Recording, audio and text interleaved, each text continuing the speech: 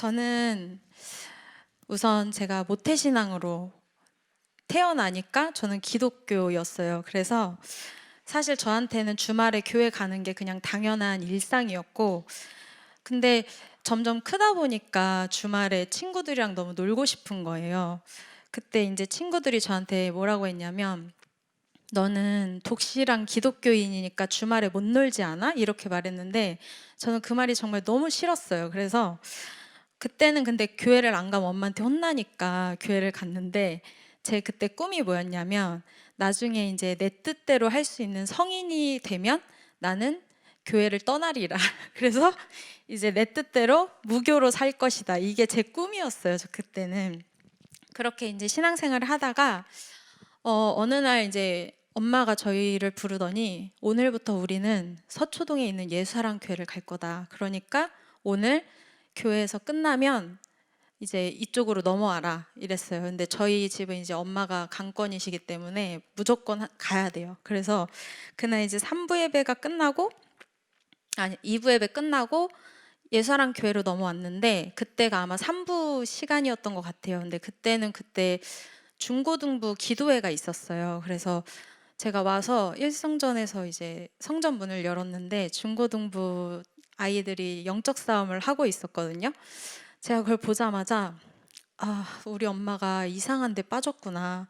우리 엄마를 좀 구출을 해야 되겠다. 그 생각으로 사실은 이제 처음에 시작을 했는데, 그때 저는 마귀가 있다라는 사실을 듣고 사실 굉장히 많이 울었는데, 지금 생각해 보면 마귀가 있다라는 거를 진짜 깨달아서가 아니라 그냥 제 인생이 너무 서러웠던 것 같아요. 그래서 그냥 엄청 울었었는데, 그 상태로 신앙생활을 하다 보니까 소위 이제 엄마 손에 끌려서 교회에 오는 사람이었어요, 저는. 그래서 일단 주일이 되면 엄마한테 혼나니까 일단 준비를 다 하고 엄마랑 같이 차를 타고 와요. 그런 다음에 엄마 나 잠깐 화장실 좀 갔다 갈게 이렇게 하고, 엄마가 성전에 들어가는 걸 확인하면 바로 집으로 갔어요. 그래서 예배 안 드리고 그렇게 이제 되게 오랜 시간을 그렇게 지냈던 것 같은데, 그렇게 지냈던 이유가 저는 주말에 친구들을 만나서 노는 게 너무 즐거웠었거든요. 그리고 예배를 드린다는 게 저한테 예배가 소중한 게 아니었기 때문에 되게 지루했었어요. 그래서 그렇게 살다가 제가 이제 그때 대학생이었는데 아르바이트를 하게 됐어요. 네, 아르바이트를 하던 곳에서 제가 일을 이제 제법 잘 하니까 거기 있던 본부장님이 저한테 점주에 한번 도전해보지 않을래 이랬어요. 그래서 근데 그때 본부장님이 제가 교회를 다니는 걸 알고 있었어요. 근데 이제 거기는 주말이 바쁘니까 저한테 뭐라고 하셨냐면, 너 점주의 길을 가려면 주말에 교회를 못 간다. 그래도 괜찮겠니? 이랬는데 제가 저는 상관이 없습니다. 이러고 1초 만에 어, 교회를 안 나가도 괜찮습니다. 이렇게 하고 그때부터는 이제 열심히 일을 했죠. 그때 당시에 이제 저의 포럼 팀장님의 연락을 제가 4년 동안 무시했어요. 그래서 너무 죄송하고 어, 그렇게 제가 열심히 일했고, 사실 정말 빠르게 승진도 했고 다 됐는데, 제가 인간관계도 너무 힘들고 그리고 사람을 만나야 되는 것도 너무 힘들고 하다 보니까 승진은 약속된 대로 했는데 제가 진짜 한계에 부딪혔고 너무 힘이 드는 상황이 반복이 됐었거든요. 근데 그때 저한테 두 가지 사건이 있었는데, 하나는 동생이 저한테 제가 일하는 곳으로 돈을 빌리러 왔었어요.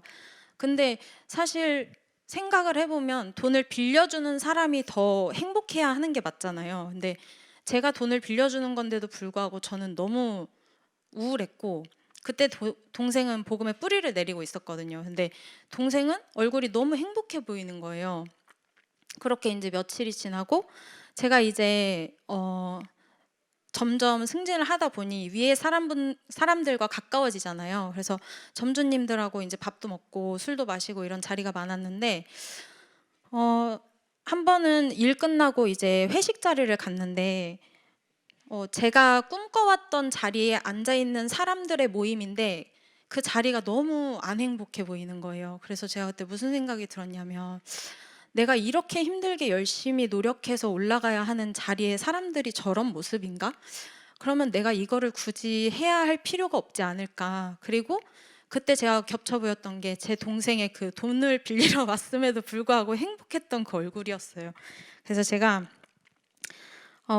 퇴사를 해야겠다. 그래서 제가 4년 동안 정말 열심히 정말 이 한 몸을 바쳐서 일했던 회사에서 퇴사를 결심하게 됩니다. 그리고 이제 제가 복음을 다시 들어야겠다는 생각이 막연하게 들어서 제가 4년 만에 교회를 다시 오게 됐습니다. 다시 오고 나서 한 2달 정도 되었는데 그때 청년부 임원 선출이 있었어요. 근데 제가 그날따라 정말 너무 교회가 오기 싫은 거예요. 그래서 눈을 뜨자마자 진짜 방에 딱 누워서 나 오늘 교회 안 가 이랬는데 제 동생이 저한테 한 번도 그런 적이 없는데 당장 일어나 이래서 제가 너무 무서운 거예요. 그래서 당장 일어나서 준비를 하고 교회에 왔는데 제가 그날 임원이 돼버린 거예요. 그래가지고 제가 교회에 다시 돌아온 지 몇 개월 만에 임원으로 이제 본격적인 신앙생활을 시작하게 되었습니다. 그렇게 청년부 임원으로 이제 신앙생활을 시작하게 되면서 많은 일들이 있었는데 제가 청년부의 생활은 사실 한마디로 말씀을 드리면 감사함이에요. 왜냐하면 전도사님과 목사님 그리고 많은 동역자들과 함께하면서 정말 많은 것을 배우고 또 제 자신을 갱신하게 되었었는데 복음이 나한테 주어진 이 복음이 얼마나 소중한 것이고 그리고 그 복음을 한결같이 전해주시는 전도자에 대한 존경과 사랑이 어떤 것인지 그리고 교회에 대한 감사가 어떤 건지 동역자들에 대한 사랑은 또 어떤 건지를 알게 됐고 강단의 말씀을 기도로 연결하고 내 삶에 적용하는 것을 정말 배우고 알게 되었어요. 그거는 지금 생각해도 정말 돈 주고 살 수 없는 가치 있는 시간이었다고 생각을 합니다. 근데 그럼에도 불구하고 제 자신에게 있어서 끝까지 싸우지 않았던 몇 가지 문제가 있었어요. 그게 이제 그때 당시에 강단 말씀이 선포되었던 게 아직도 기억이 나는데 마가 다락방에 있었던 마가 다락방의 응답을 자신의 응답으로 착각했다라는 내용의 말씀이었는데 제가 그 말씀을 듣고 예수사랑 교회라는 곳에 세계복음화 하는 교회가 정말 맞고 내가 여기 있는 거 너무너무 큰 축복인데 여기서 선포되는 저 그리스도를 나에게 사실적으로 적용하지 않으면 이 복음은 나의 복음이 아니구나라는 것을 그때 깨닫고 지나고 나서 보니까 그런 걸려있는 문제들을 청년회 때 끝까지 정리를 하게 하셨던 것 같아요. 몇 가지 말씀을 드리자면 첫 번째는 코로나 때였는데 코로나 때 이제 점점 심해지니까 예배를 교회에서 드릴 수 없는 상황이 생겼었잖아요. 그때 교회를 오지 못하게 되면서 온라인으로 예배를 드렸어요. 근데 온라인으로 혼자 드리니까 저를 누구도 지켜보지 않잖아요. 그러니까 그때 유튜브로 말씀을 틀어놓고 그 찬양하는 동안 핸드폰하고 말씀 시작할 때까지는 화면을 안 켜고 소리만 듣고 이렇게 하고 그리고 그때 목사님이 예배 때 사과 깎아 먹는 사람 얘기 많이 하셨어요. 근데 제가 마음속으로 엄청 정죄했거든요. 무슨 예배를 드리는데 사과를 깎아 먹냐 그랬는데 제가 그러고 있는 거예요. 진짜로 사과를 깎아서 그걸 접시에 놓고 예배를 드리고 있는 거예요.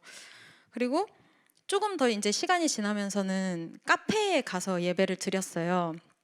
근데 어느 날 저를 봤더니 예배보다 오늘은 어떤 카페를 갈까 이게 되게 설레이는 거예요. 그래가지고 좀 그랬고 그리고 그때 제일 힘들었던 게 뭐였냐면 포럼 시간이었어요. 청년부는 그때 줌으로 포럼을 했거든요. 근데 제가 포럼 팀장인데 이렇게 예배가 저한테 없으니까 포럼을 인도하는 게 되게 어렵더라고요. 그러면서 포럼을 위한 예배를 드렸던 것 같아요. 그때까지는 사실 저는 이런 일이 있기 전까지 제가 되게 잘 믿고 있다고 생각을 했어요. 근데 지금의 나한테는 그렇게 예배가 소중하지는 않구나라는 거를 그때 좀 거품이 거치면서 뭔가 제 깊은 내면을 봤던 느낌이었고 그리고 두 번째 사건은 제가 그때쯤에 불신자 남자친구가 생겼어요. 그래가지고 처음에는 너무 좋은 거예요. 근데 약간 그런 거 있잖아요. 그 얘도 내가 그냥 전도해서 데려오면은 세계복음 아닌가? 약간 이런 생각 있잖아요. 그래서 그랬는데 사실 누구를 만나도 내가 더 복음에 깊게 뿌리를 내리고 감사해지고 복음에 가까워지는 시간이 되면 되는데 이 친구랑은 제가 점점 이제 복음의 갈등이 일어나고 좀 멀어지는 만남이 되더라고요. 그래서 육신적인 것으로는 너무 좋았는데 영적인 것에 끊임없는 갈등이 일어났었어요. 그래서 제가 이제 하루는 복음을 이야기를 했는데 자기는 내가 다니는 거는 간섭하지 않을 테니 너도 나한테 믿으라고 하지 말아라 이렇게 얘기를 하는 거예요. 그래서 이제 그렇게 만나다 보니까 사실은 점점 대화가 깊어질 수가 없더라고요. 가치관이 아예 다르니까. 그리고 이야기가 조금만 깊어지게 되면 대화가 진행이 안 됐었어요. 근데 이제 제가 돈도 많이 없는데 그 친구가 보기에 돈도 안 모으고 맨날 헌금한다 그러고, 그리고 가장 많이 싸웠던 게 이제 토요일하고 주일에는 저희는 항상 청년부 예배가 있고 주일 예배가 있는데 저한테 너무 당연한 일상인데 하루만 빼고 놀러 가면 안 되냐는 거예요. 그래서 그거는 절대로 안 된다 그랬더니 이제 그때부터 주말에 그 친구 눈치가 보이더라고요. 그러다가 제가 한 가지 이제 좀 생각이 들었던 게 뭐냐면, 얼마 안 있다가 합숙인데 뭐라고 거짓말하고 합숙을 오지?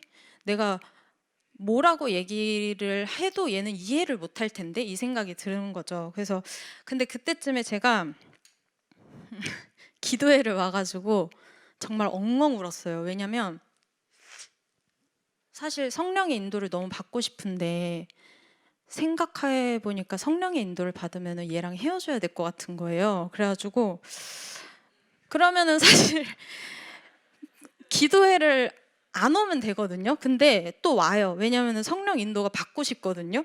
그래서 와가지고 그때는 마스크 써서 제 얼굴이 잘 안 보였어요. 그래서 저기 앉아가지고 엉엉 울어가지고 마스크 다 젖을 때까지 막 기도는 안 하고 울다가 가고 계속 이랬어요. 근데 제가 그렇게 하다 보니까 이게 진짜 행복한 게 맞나라는 생각이 너무 들었고 이 상황이 너무 싫었는데 헤어지고 싶지는 않으니까 말을 못 하겠는 거예요. 그래서 제가 그때 근데 반복이 되다가 하루는 토요일 날 이제 청년부 예배로 오는데 진짜 이거는 아니지 않나 내가 그렇게 생각이 들어서 결과가 어떤 것이 되었든 괜찮으니까 기도로 붙자 이런 생각이 들었고 그날 아직도 이제 기억이 나는데 청년부 특별 정시기도회 같은 예배였어요. 그래서 제가 그때 안내를 하다가 저 맨 뒤에 앉아서 진짜 울면서 딱 한 번 기도를 했거든요. 하나님, 이 친구와의 관계에 있어서 저는 정말로 성령의 인도를 받고 싶습니다. 그랬는데 그날 저녁에 전화가 왔어요. 근데 사실 사이가 되게 좋았거든요. 그리고 그날 저녁에 전화가 온 것도 다음 데이트 날짜를 정하기 위해서 전화가 왔었는데 갑자기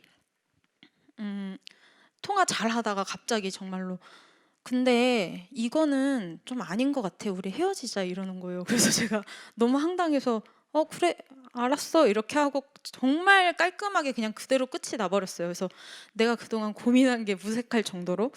그래서 제가 이런 일들을 겪으면서 보니까 제가 사람들을 안 그런 척하면서 정죄했던 그런 모습들이 있었어요. 그게 이제 뭐 사과 깎으면서 예배 드리는 모습 아니면은 뭐 남자친구 때문에 교회 떠나는 사람들 막 이런 것들이 다 제 안에 있던 거예요. 그래서 제가 그때 당시에 정말 의의는 하나도 없는데 내가 왜 사람들을 이렇게 정죄했을까?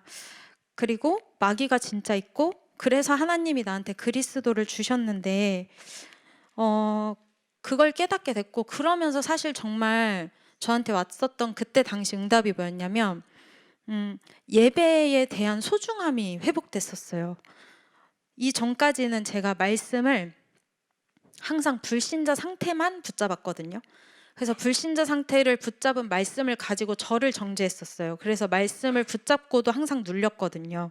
근데 이때를 기점으로 나는 하나님의 자녀된 신분과 권세를 누릴 수 있는 사람이구나. 그리고 하나님이 나한테 주신 진리는 정말로 심플한 것이구나. 이러면서 예배가 흥미진진하기는 또 처음이었어요, 그때. 그래서 그때부터는 '아 나는 원래 이런 사람이어서 하나님이 나한테 그리스도를 주신 거구나.' 이러면서 자녀된 신분과 권세를 누릴 수 있다는 게 되게 행복해졌거든요. 그때 제가 예배가 흥미진진하고 정말 소중해졌던 이유는 뭐였냐면 말씀으로 들은 게 그 주의 현장에서 계속 확인이 되는 거예요. 그러니까 그게 너무 신기하잖아요. 근데 예배가 소중해지면서 현장에서 사실은 문제가 더 많아졌었어요. 그때 막 만남도 항상 뭐 저랑 맞지 않는 만남들밖에 없고 현장에서 막 제가 저를 이해하지 못할 만큼 실수도 진짜 많이 했어요. 그래서 한 번은 저희 회사에 이제 신입 직원이 들어왔는데 그 친구가 사회생활이 거의 처음이어서 모든 거를 제가 알려줘야 되는 상황이 됐어요. 근데 그 친구가 저한테 하루는 뭐라고 했냐면, 근데 매니저님은 교회를 갔다 오면은 말씀 듣고 오셔서 그런지 월요일은 항상 친절한데 그 이후에는 왜 점점 화를 내시냐고 저한테 그러는 거예요. 그래서 제가 너무 민망했었고, 어떤 분은 제가 면접 때부터 다 관여해서 채용을 했는데 일주일간 근무를 해보니까 정말 안 맞았어요, 저희 회사랑. 그래서 그만 일했으면 좋겠다라고 얘기를 했는데 제가 그분의 근로계약서를 파쇄기에다가 넣어버린 거예요. 그래서 그때부터 그 사람이 신고를 하겠다고 막 난리를 치고 이러는데 저희 입장에서는 근로계약서가 없기 때문에 위법한 상황이 돼버린 거예요. 그런데 이제 그때 저 때문에 사실은 대표님이랑 그분을 이렇게 구슬려서 계약서를 다시 받으려고 엄청 많이 고생을 하셨거든요. 그래서 제가 사실은 제가 이제 현장에서 정말 정죄했던 친구들의 그런 실수들을 제가 하고 이런 모습을 보면서 내 자신이 드러나는 문제도 정말 많고 정말 창피해서 어디 가서 얘기하지도 못하겠는 이런 문제들 앞에서 사실은 그때 제가 정말 제 자신과 영적 싸움을 했던 것 같아요. 그래서 이 현장에서는 신기하게 정말 매일 궁지에 몰리는 일들밖에 없고, 그리고 열심히 하려고 하면 이상하게 더 자꾸 꼬이고, 근데 또 제가 스스로 아무도 시키지 않았는데 야근까지 해가면서 정말 열심히 일을 했는데 오히려 인정받지 못하는 상황들이 생기고 오해되고 이간되는 이런 일들이 되게 많았어요. 근데 그 속에서 제가 항상 입에 달고 살았던 게, 이 문제만 없으면 내가 진짜 살 것 같아. 그리고 예전이 차라리 나았다면서 이렇게 불평불만을 매일 했었고, 그리고 입사하는 모든 사람이 다 마음에 안 드는 거예요, 제 마음에. 그런데 이런 새로운 현장이다 보니까 제 힘으로 어떤 것도 할 수 없는 이런 현장 속에서 예배 속에서 말씀을 붙잡고 기도하면서 어느 순간부터 제가 상대를 보던 제가 저를 보기 시작했어요. 그래서 제 기준에는 항상 상대방이 다 잘못된 거였는데 그게 아니라 제가 변화가 없었던 거였어요. 그래서 문제와 사건 속에서 저를 진단하고 영적 싸움을 하기 시작했고, 그걸 뛰어넘었을 때 문제가 해결됐는데 사실 그러고 나면 더 큰 문제가 저한테 왔었어요. 근데 어느 날 이제 문제와 사건을 대하는 제 자신의 태도가 너무 달라져 있는 거예요. 문제가 더 크게 오고 똑같은데도 제가 자꾸만 사람의 언어를 끊게 됐고, 그리고 하나님의 절대 주권을 인정하게 됐고, 이 문제를 나한테 왜 주셨는지, 그리고 내가 어떤 거를 바꾸기 원하셔서 이 문제를 지금 나한테 주신 건지를 하나님의 시간표를 확인하게 되는 시간들이 됐었어요. 그래서 삶에 있어서 제가 막 그렇게 드라마틱하게 변화를 했던 거는 아닌데, 제가 먼저 내면이 변화되다 보니까 환경을 바꾸고 싶어서 제가 엄청 몸부림을 쳤었어요. 그래서 마음에 안 드는 사람이 있으면은 좀 잘렸으면 좋겠어가지고 대표님한테 가서 이간질하는 말도 많이 했거든요. 근데 그랬을 때는 이제 꿈쩍도 않았던 현장의 환경이 아무것도 안 했는데 알아서 움직여지더라고요. 그리고 현장 속에서 인정받는 상황은 또 덤으로 오게 되었고요. 그래서 제가 이렇게 싸우지 않아도 이길 수 있는 비밀을 알고 나니까 복음을 되게 사랑하게 됐고, 예배를 사랑하게 됐고, 모든 사건들을 바라보는 시각들이 말씀 중심으로 보게 됐었어요. 그래서 저는 사실 이것이 현장 속에서 하나님의 은혜로 주어진 최고의 응답이라고 생각을 합니다. 제가 최근에 이제 동역자랑 포럼을 하면서 그때 있었던 일들을 얘기하는데 너무 부끄러운 거예요. 어떻게 그런 행동을 했을까? 지금이라면 내가 그러지 않았을 텐데. 더 사랑해주고 더 함께해줄 수 있었을 텐데라는 생각이 들면서 그런 얘기를 했는데 그 주에 제가 그 월요일에만 친절했던 그 직원 있잖아요. 그 직원한테 장문의 카톡이랑 그 선물이 온 거예요. 그래서 그때 당시에 본인이 신입이었고 사회생활이 처음이었는데 너무 감사했다고 이렇게 카톡이 왔어요. 그래서 제가 너무 감사했고, 그리고 지금은 제가 이 현장에서 전문성이 사실 엄청나게 막 발견되어져야 저는 응답을 받는 거라고 생각을 했었어요. 근데 내면이 치유되고 나서 복음을 사랑하게 되고 예배의 소중함을 깨닫게 되는 시간이었음을 제가 깨닫게 되면서 아직은 나에게 전문성의 응답이 올 시간이 아니었었겠구나. 그리고 내가 그에 앞서서 이런 치유를 받는 시간이 있었던 게 더 큰 응답이었구나라는 걸 깨달았고, 지금은 제가 하나님이 제게 주신 전문성을 향해서 도전을 하고 있습니다. 그렇게 제가 이제 현장에서 자녀된 신분 권세를 누리는 사람으로 저를 변화시키고 있을 때 지금의 남편과 이제 새로운 만남이 왔었고, 그 만남을 통해서 2024년에 엄청난 축복을 받고 결혼을 하고 새롭게 시작을 하게 되었습니다. 저희가 이제 결혼을 하기로 결정을 하고 준비를 시작한 게 24년도 4월쯤이었어요. 그때 이제 목회 서신이 하나 올라왔는데 저희는 이제 이거를 가정의 기도 제목으로 놓고 기도를 하고 있어요. 짧게 말씀을 드리면 영적인 대물림을 완전히 바꾸는 창세기 3장 15절의 언약을 잡고 집중하라. 전도와 선교를 위해 교회의 식주인이 될 만큼 미래를 준비하리라고 결단하라. 결단하면 꿈이 생기고 꿈을 가지고 공부하면 그리스도 안에 있는 지식과 지혜를 소유할 수 있다. 그 지혜로 현장을 복음으로 바꾸는 영적 서밋이 되리라 결단하면 하나님이 역사하시는 시간표가 찾아온다. 그리고 10년 후에는 엄청난 자리에 앉을 만큼 증거가 온다. 이렇게 말씀을 올려주셨어요. 그래서 저희는 이걸 붙잡고 24년도를 지나왔고, 그리고 10년 후의 미래를 기대하게 되었습니다. 제가 여태껏 지나온 과정을 간증을 준비하면서 정리하다 보니까 정말 하나님은 실수가 없으신 분이 맞고 나를 사랑하시는구나. 이때 이런 일이 없었으면 내가 이 응답을 받을 수 있었을까? 그리고 이때 이 일이 없었으면 내가 얼마나 교만하게 살았을까? 그리고 사람 하나 이해도 못하고 가면 쓰고 살았었겠구나 이런 생각이 들고, 이 모든 일이 지금 이 자리에 서서 감사하다고 고백할 수 있는 나를 만드신 하나님의 일이구나라는 것을 깨달았습니다. 그래서 저는 25년도에도 하나님의 말씀을 저의 영혼에 각인하는 것에 집중하기로 결단을 했는데요. 저는 이번 연도에 로마서 5장 8절을 뽑았습니다. 이 말씀이 저한테는 하나님이 나를 얼마나 사랑하는지 잊지 말라는 말씀으로 부딪혔어요. 그리고 25년도에 요셉의 그 말씀이 시작됐잖아요.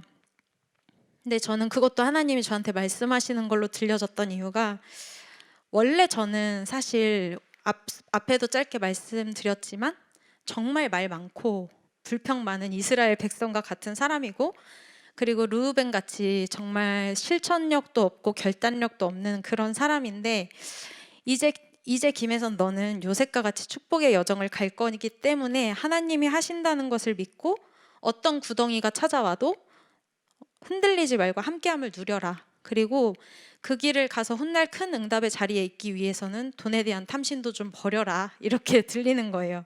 그래서 이미 하나님이 저한테 모든 축복을 주시고 25년도에 요셉처럼 첫 걸음을 걷게 하신 거구나. 그러니까 25년도가 끝나는 시점에 나는 또 어떤 증인이 되어 있을까 기대하게 되었고, 그러면서 간증을 준비하게 되었습니다. 저는 너무 보잘것없는 저를 구원하신 하나님께 너무 감사드리고, 이 복음을 변함없이 한결같이 선포해 주시는 전도자가 있는 것이 또 너무 감사하고, 그 강단의 말씀이 있는 예수사랑교회가 저의 교회라는 것이 너무 감사합니다. 이만 마치겠습니다. 감사합니다.